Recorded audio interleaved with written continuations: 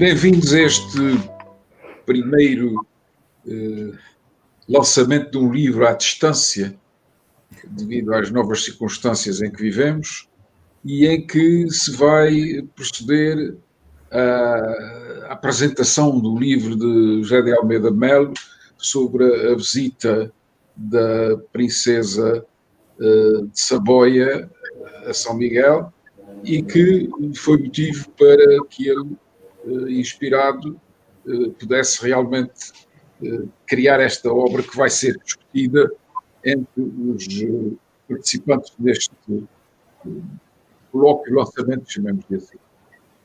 Faz parte dos professores universitários, o professor Martinho de Castro, que nos fala desde o Funchal, o professor Ferraz da Rosa, que nos fala de Angra do Bibliismo, e o doutor Augusto Ataíde, que nos fala do Estoril, penso eu, do Estoril.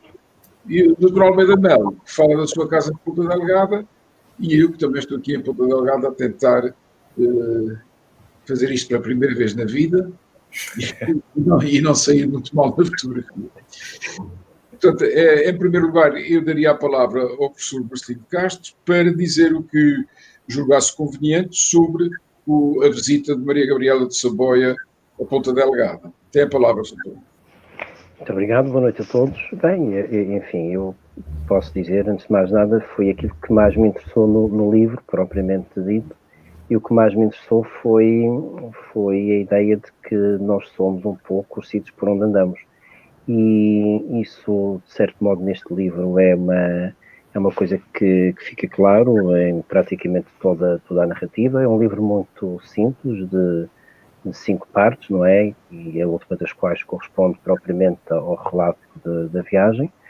E, na verdade, ele faz apelo a um género que caiu em desuso, um género literário que caiu em desuso, mas que aqui é retomado com bastante sabedoria, eu diria até, e que é retomado de uma forma simples, mas bem inserida, dando conta de uma curta viagem da princesa Maria Gabriela de Saboia a São Miguel, por alturas do seu aniversário, durante o carnaval deste ano.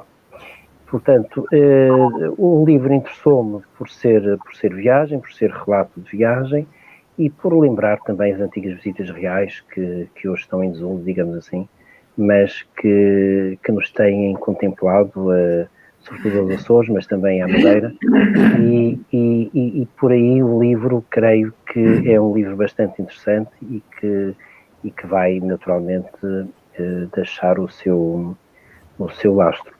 Eu cumprimento o Dr. José de Almeida Melo por mais este seu trabalho.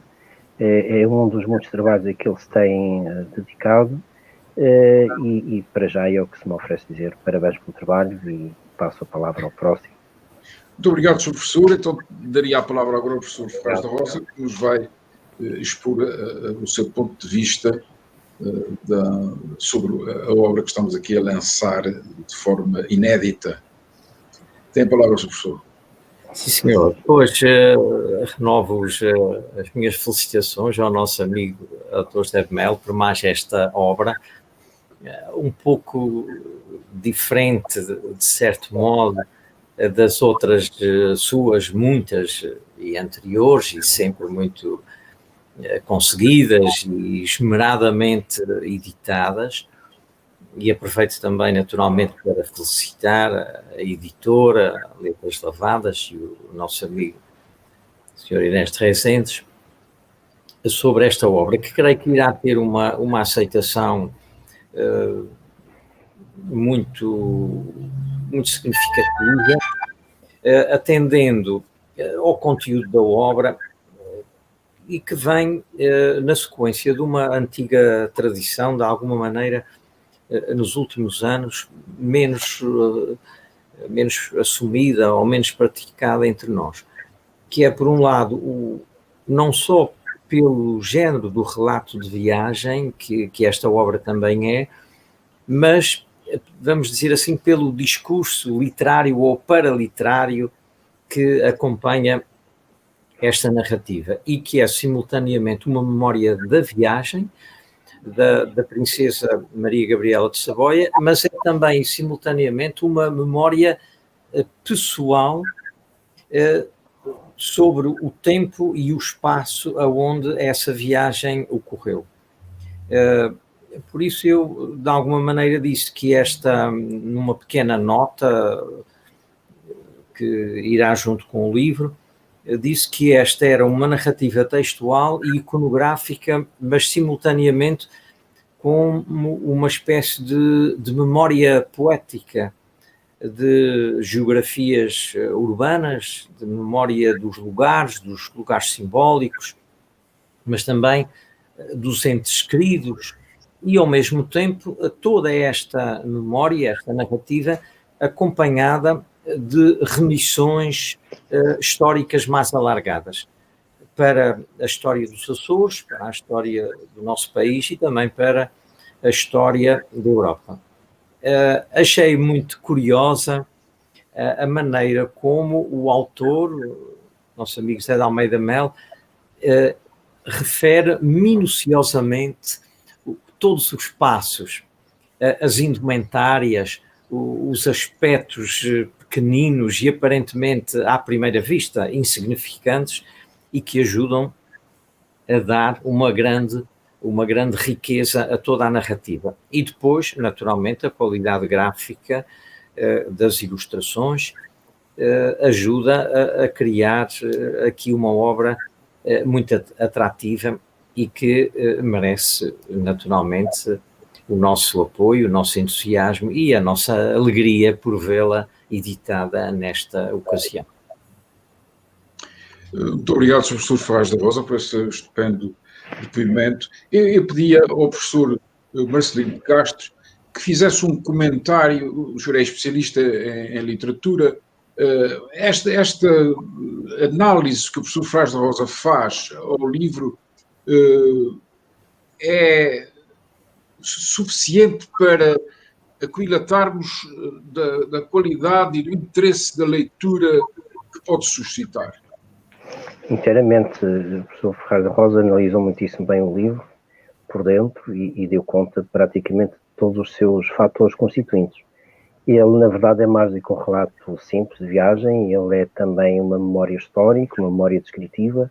Ele dá conta de outras viagens, faz apelo a outras personagens, a outras personalidades, dá conta de parte da história de São Miguel, dos Açores e até de Portugal, indiretamente, e desse ponto, do ponto de vista da historiografia e da memória descritiva, foi uma análise excelente que fez o professor Ferraz da Rosa, dando bem conta, conforme disse, de todos os constituintes deste livro, aparentemente simples, mas que é um livro, como eu disse, bem serzido, não é?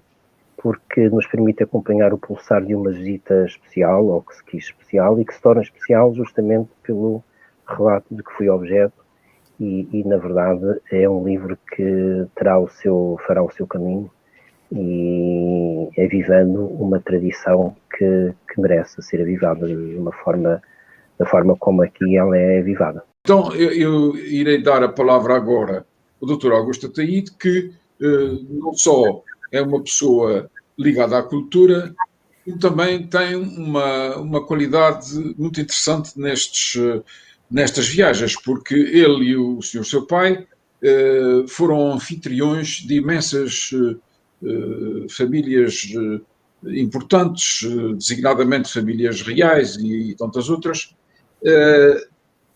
Ele é um homem ligado ao foro também e, portanto, é uma pessoa com conhecimentos vastíssimos. A sua família é uma das grandes famílias nobres da ilha de São Miguel, ele próprio é hoje o Conde de Albuquerque, terá uma perspectiva diferente dos outros participantes neste lançamento. Dr. Augusto Ataíde, o que é que pensa deste livro?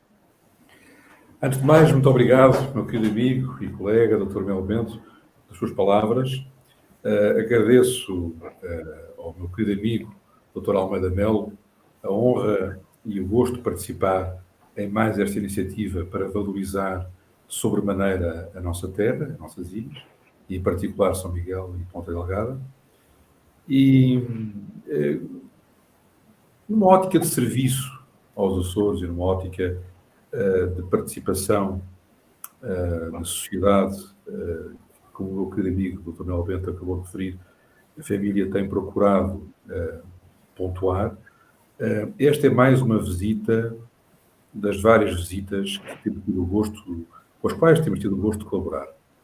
E desde a minha infância, lembro-me perfeitamente, no tempo do meu pai ainda, temos tido o gosto de receber Sua Eminência o Cardeal de Boston, Dom Humberto Medeiros, também antes, no outro tempo, o Presidente Américo Tomás, enfim, o Ministro Veiga Simão, e, portanto, várias personalidades relacionadas com o mundo da cultura, com o mundo da política, com o mundo da realeza. E, como tal, esta visita é uma visita de responsabilidade, basicamente, a nível da organização do nosso querido amigo e autor do livro Dr. Almeida Mel. É uma visita que nos cria um pouco do céu, se assim se pode dizer, porque um amigo comum, que tinha estado aí em São Miguel há uns anos, que conhece muito bem a princesa de Saboia e o seu atual marido, que é o Sr. Gianni Rondanini, perguntou se nós poderíamos organizar e acolher, digamos, a princesa por ocasião do seu 80º aniversário, que ocorreu na passada segunda-feira de Carnaval, no 24 de fevereiro. E assim foi, dissemos com muito gosto, e portanto, ela veio, digamos, uma escapada de 3 dias a São Miguel, e tivemos o gosto de ter lá em casa e também com a coordenação do nosso querido Dr. Almeida Mel, de lhe mostrar algumas das nossas belezas naturais, os nossos ex-libris.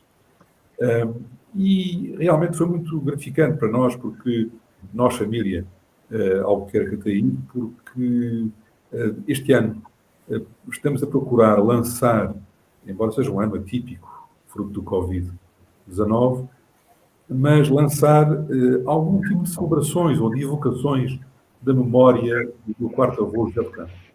E assim sendo, demos, digamos, o pontapé de saída para essa realidade, para essas celebrações, que serão modestas, infelizmente, enfim, mas que espero que se estendam para 2021.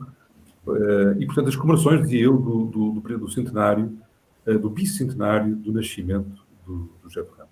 Ele nasceu em 20 de dezembro de 1820, portanto, embora este ano seja o ano do bicentenário, poder-se-á ainda celebrar, penso eu, legitimamente, durante o ano 2021. Portanto, esta visita foi uma visita muito interessante. Como a princesa teve a ocasião de dizer ao Correio dos Açores e também à RTP Açores, é uma família, a família real italiana é uma família com relações de particular amizade com Portugal, uma vez que o seu pai, Rei Humberto II, residiu aqui em Cascais, ali ao pé da Boca do Inferno, na chamada Vila Itália, durante muitos anos, até falecer, isto após o fim da monarquia em Itália. E ela viveu vários anos em Portugal, tinha já ido à Madeira, aliás, ela gostou imensamente, e aliás, com toda a razão, sou também um grande fã da Madeira, mas nunca tinha vindo aos Açores. Portanto, foi uma visita inédita às nossas ilhas dos Açores e, para já, São Miguel. Ela prometeu voltar, obviamente que também falou do enorme gosto que terá na próxima visita, que espera para o ano, em visitar a Terceira, em visitar Faial, o Pico, pelo menos, enfim, talvez São Jorge, se tivesse tempo. E, portanto, foi uma visita importante. Eu penso que este livro é um livro que vem não só pela qualidade do autor, mas também pelo facto de vir na senda de uma série, digamos, de sublinhar das várias visitas de chefe de Estado e príncipes aos Açores, nas quais o nosso querido amigo, o Dr. José de Almeida Melo, é um insigne especialista. Penso que vem marcar, mais uma vez, a curiosidade, a importância, a dimensão cultural, o exotismo e também o charme dos Açores. Se não fosse assim, estas realezas, estas cabeças coadas, estas pessoas, enfim, que por uma razão ou outra, ou mais por mérito pessoal, ou mais por eventualmente terem nascido onde nasceram, tiveram a ocasião de ser atraídas para os nossos. Portanto, penso que é muito importante marcar este interesse pelos Açores, interesse por Portugal e pelos Açores, muito em particular, e, sobretudo, considerar que este tipo de publicações também tem a ver com o nosso encontro com o futuro. Ou seja, não há dúvida nenhuma de que daqui a uns anos, enfim, seremos todos pó e, portanto, poder haver marcos que assinalem este interesse, estes encontros também culturais e encontros de realidades sociológicas, é muito importante. Faz parte, eu, como o Dr. Bel Bento referiu, não sou um historiador também, mas sou um curioso e um grande amante da história, e devo dizer que penso que este sentido futuro deste tipo de publicações é de facto muito importante e forja e ajuda a forjar as relações internacionais, um caráter identitário das nossas vivências. Portanto, queria dar, de sobremaneira, parabéns ao Dr. Almeida Mel, também por isso. E sem me querer alargar, gostaria de referir que cá está, no âmbito do pontapé de saída, se assim se pode dizer, para as celebrações do bicentenário do nascimento do José do Canto, pedimos à Princesa Gabriela de Saboia que assinalasse esse momento, plantando árvore no jardim. Neste caso foi um freixo da Nova Zelândia, segundo percebi dos estudos do meu querido amigo, o professor Dr. Raimundo Quintal, um ilustre madeirense também, e que nos deu o gosto de poder ter um trabalho notável e exaustivo de classificação do parque e das espécies botânicas. Será, portanto, como dizia, uma árvore que penso que não muito divulgada em Portugal, e há muito poucas. Portanto, assinalou-se, digamos, por um lado, a visita da Princesa Gabriela, lá à casa e ao parque, enquanto um parque aberto ao público e a todos que nos visitam com muito gosto, sempre, numa ótica de partilha deste legado com a população e com todos os que nos visitam, e não só, mas também tentou lançar-se assim simbolicamente pelas mãos de uma princesa real, com todo o peso simbólico que também tem, as celebrações do bicentenário de José do Canto. Muito obrigado pelo seu depoimento. Não sei se o professor Marcelino de Castro ouviu a minha questão relativa Creio que sim, creio que ouvi, só que houve aqui uma interposição de outra rede e eu carreguei no sítio errado. Mas então agora a palavra, se recorda ainda da questão. Sim, muito sucintamente. Na Madeira houve também, naturalmente, muitas visitas reais e principescas, aristocráticas, de figuras muito conhecidas, mas elas estão praticamente todas por estudar. E das mais antigas às mais recentes nunca foram muito estudadas. Há um ou outro relato, nomeadamente de viagens presidenciais e sobretudo, memórias pessoais, autobiográficas dos próprios, de alguns personagens reais que por aqui passaram, como a Carlota do México e o Imperador Maximiano do México, que fizeram questão ambos de publicar relatos da sua passagem pela Madeira.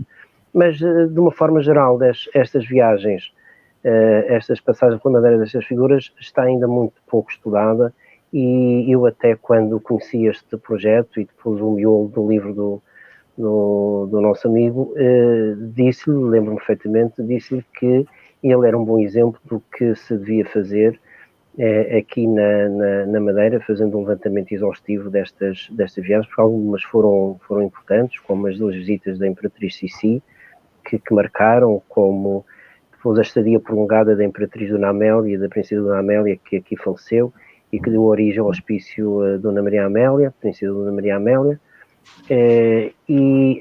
uma das ligações do Imperador Maximiano do México, do infausto Imperador Maximiano do México, foi, como provavelmente sabem, a Princesa Dona Maria Amélia, a quem ela estaria prometida, e de resto, pouco antes de falecer por sentença no México, o Imperador, pouco antes de ser executado, pediu um minuto, tirou um colar do pescoço de prata e pediu que o viessem depor aqui numa senhora, numa estátua de uma Senhora das Angústias que ele tinha oferecido ao hospício Princesa Dona Maria Amélia. E portanto, todos estes relatos, com estes episódios, alguns muito interessantes e que são, enfim, são memórias da nossa identidade ocidental, deveriam, de facto, ser objeto de um estudo mais sistemático e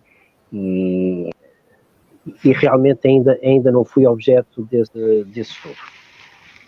Muito obrigado, Sr. Professor. Eu pediria ao Sr. Professor Ferraz da Roja que nos dissesse, na terceira, a literatura de viagens atingiu algum momento que mereça a pena ser registada a propósito do livro de Almeida Melo sobre a Princesa Maria Gabriela de Saboia. Haverá algum dessas obras que os cearenses têm muitas? Sei que da visita de Dom Carlos tem, agora não sei se nos poderia elucidar sobre isso.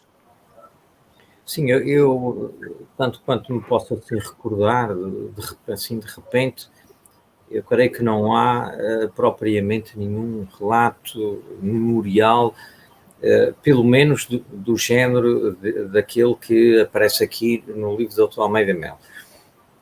O que de alguma maneira poderia também ser promovido e até antes de promovido, investigado, era um pouco como o caso da Madeira. Naturalmente que o caso da Madeira é mais rico pela carga histórica e pela dimensão histórica do passado, do papel do turismo, do tipo de classe social e artística e também política, que foi ao longo dos séculos frequentando e permanecendo na Madeira. O caso dos Açores em geral é diferente, o de Ponte de São Miguel naturalmente mais rico, o da Terceira menos, com, enfim, ali as ocasiões do Faial, ali do chamado Triângulo, mas especialmente Faial Pico, como zona de passagem de viagens oceânicas e de paragens para reabastecimentos, etc., naturalmente que há, digamos, um espólio que poderia ser aprofundadamente investigado. No caso da Terceira, também diferente, pela posição da Terceira, pela vinda de sectores sociais, políticos, militares, que para aqui vieram, seja em cumprimento de penas, seja em prestação de serviços militares, seja conforme as diferentes conjunturas da vida política nacional, refugiados, exilados, etc. E depois também um pouco o que à primeira vista poderá não parecer ou não merecer uma grande importância, que é a permanência dos contingentes militares estrangeiros, nomeadamente os ingleses e depois os americanos. É claro que eram contingentes militares, especialmente militares, mas durante bastante tempo, nomeadamente aqui em meados ali dos anos 50, 60, devido ao tipo de estrutura um pouco já urbana ou urbanizada da base das Lajes, vieram naturalmente pessoas com um grau de cultura, de interesse artístico, de prática cultural um pouco significativa. Lembro-me na altura do nosso saudoso historiador e escritor João Afonso ter procedido a algum levantamento desses relacionamentos, que foram também artísticos, com o ensino. Lembro-me, por exemplo, do ensino que ficou muito aqui conhecido, do mestre Maduro Dias, pai, naturalmente, do seu ensino das artes plásticas durante muitos anos, da lecionação de vários professores no high school, no liceu americano, na participação de músicos estrangeiros em escolas de música, a regência famosa que aqui também aconteceu, de Madame Zabilka, enfim, por aí fora. Bom, depois resta sempre os portugueses, mas para além das narrativas propriamente literárias, há ainda o outro género de espólio, o espólio naturalmente fotográfico, fílmico e até propriamente artístico, pictórico, de desenhos e gravuras, que quanto a mim não tem sido devidamente investigado e que também por aí poderia recolher certamente bastante material, enfim, que ajudaria a caracterizar a recepção de alguns movimentos, sensibilidades e correntes artísticas e sociais e políticas exteriores à região e vice-versa. Muito obrigado, Sr. Professor. E agora, finalmente, daria a palavra ao escritor, ao Dr. Almeida Melo, que perante estes comentários dos seus convidados, certamente lhe abriram perspectivas para nos dizer, abrir o apetite também aos leitores sobre o que é o conteúdo e quais foram os trabalhos que teve para produzir mais este seu livro. Uma boa tarde a todos os caros amigos, aos queridos amigos, Dr. Mel Bento, Dr. Augusto Ataíde, que está no Monte Estoril, o professor Marcelino de Castro do Funchal, o professor Ferraz da Rosa Yanga do Heroísmo, um agradecimento a todos por ter correspondido ao nosso convite para apresentar este livro de Maria Gabriela, o relato à ilha de viagem à ilha de São Miguel. É um trabalho que se insere num projeto que tem vindo a promover nos últimos anos, nos últimos 15, 20 anos, em prol dos Açores, da ilha de São Miguel e das restantes ilhas dos Açores, e que visa, sobretudo, a divulgação, a valorização e a promoção da nossa história, daquilo que somos, daquilo que queremos ser, no plano insular e no contexto nacional.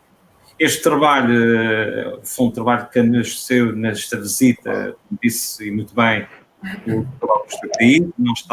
Esta visita não estava planeada, não estava agendada a acontecer nas nossas vidas no início deste ano de 2020, e aconteceu, e também por sugestão do Sr. José Ernesto Rezende, editor, publicou-se e permitiu a apresentação desta obra que agora se edita para as mãos das Letras Lavadas. É um trabalho que se insere num projeto muito mais lato que tem vindo a desenvolver há vários anos e que tem sido acompanhado pelo meu querido amigo Augusto Ataíde, que é as visitas reais ou das visitas da realeza não só europeia, mas mundial, que passam pelos Açores, nomeadamente por todas as ilhas, não só nesta ilha de São Miguel, entre os séculos XVI e a atualidade. Gostaria só de fazer este contexto desta viagem e outras viagens que tiveram lugar e que teve também um registro no tempo e na documentação histórica, nomeadamente no contexto das viagens políticas ou num determinado momento especial para a história de Portugal. António Prior de Crato, que esteve na Terceira e na Ilha de São Miguel, no Dom Afonso VI, que esteve na Ilha Terceira, no século XIX. Muitos foram as figuras reais que passaram pelas ilhas, não só pela Ilha de São Miguel, Faial, Terceira, entre as quais faço referência às muitas viagens que se realizaram nas diversas ilhas dos Açores, do Príncipe Alberto de Mónica, das campanhas oceanográficas que aqui se realizaram, mas também as viagens do rei dos belgas e de muitas outras casas reais para a Europa fora. No século XX, logo no início, temos o rei Dom Carlos e a rainha Dona Amélia, que visitam uma série de ilhas dos Açores, temos membros da família inglesa, temos novamente os reis, em 1919, o rei Alberto da Bélgica, 1930, 40, 50, 60, temos vários reis, uns no exílio, outros membros não, que passaram para a Ilha de São Miguel, e esta visita da Princesa Maria Gabriela de Saboia insere-se neste conjunto de várias viagens que aqui tiveram lugar. Eu próprio falei com a Princesa nas viagens que teve lugar, quando ela estava no meu automóvel, nós estávamos a andar para a Ilha de São Miguel, falámos de umas destas várias visitas, como recordando a visita do rei Simeão em 1968, a visita dos reis de Espanha em 2005, ou então a passagem em 1979 do chá da Pérsia e da sua mulher, a Farisa, que teve passagem muito delicada, num contexto muito delicado, pela base das lajes na Ilha Terceira. Esta viagem tem este contexto histórico-cultural de muitas visitas de membros da realeza, não só europeia, mas, como disse também, mundial, uma vez que recorde ainda neste sentido as princesas marroquinas que aqui estiveram no século XVIII, com 200 criadas, aqui na Ilha de São Miguel, o lendário e não confirmado rei dos franceses, Luís XVII, o príncipe da Coreia, que aqui também esteve na Ilha do Faial, ou então os presos, o Gunguiano e o Roberto Chichaça, que, aliás, morreram nos Açores e os seus restos mortais estão em Angra do Heroísmo. Portanto, como podemos ver, são várias as latitudes e longitudes de vários membros da realeza. Isto vai dar origem a um livro, o livro que já está a ser preparado neste momento e que vai abordar todas estas viagens, obviamente com caráter mais sumário, este com caráter autónomo e de livre. Nunca houve na Ilha de São Miguel, que eu tenha conhecimento, uma viagem, um documento de época referente a uma destas visitas. A visita que merecia, de facto, ter um livro seria a visita Riege de 1901. Isto não aconteceu, mas recordo, por exemplo, o Carmona, como vê os Açores, há um livro. O livro também que se faz para a visita presencial do Presidente Soares aos Açores, com o álbum fotográfico. Este livro, de facto, tem este enquadramento e retoma, como disse muito bem, quer o professor Marcelino, quer o professor Ferraz da Rosa, retoma este género literário que estava esquecido, que estava colocado numa prateleira do tempo, e já com algum pó, e que vem com esta visita da princesa Maria Gabriel de Saboia. Por outro lado, também, este livro retrata com muita minúcia e é um relato escrito de uma forma muito especial. É uma espécie de memória da minha relação que eu fui estabelecendo com a princesa. Ela esteve praticamente de domingo a quarta-feira, nestes dias todos, no meu automóvel. Eu conversei muitas vezes privei muitas vezes com ela. Ela esteve na casa do Augusto, esteve na nossa casa na Salga, estivemos no Seu Santo Cristo, estivemos na Lagoa do Fogo e das Sete Cidades, passeámos de carruagem no centro de Ponta Delgada, fomos à livraria Letras Lavadas, onde ela teve um contato muito profundo com os autores açorianos, fomos à Igreja Matriz, numa visita que não estava programada, tomámos um café no Café Central, onde já tinha estado, numa visita também não programada, o Príncipe Alberto Mónaco, em 2004.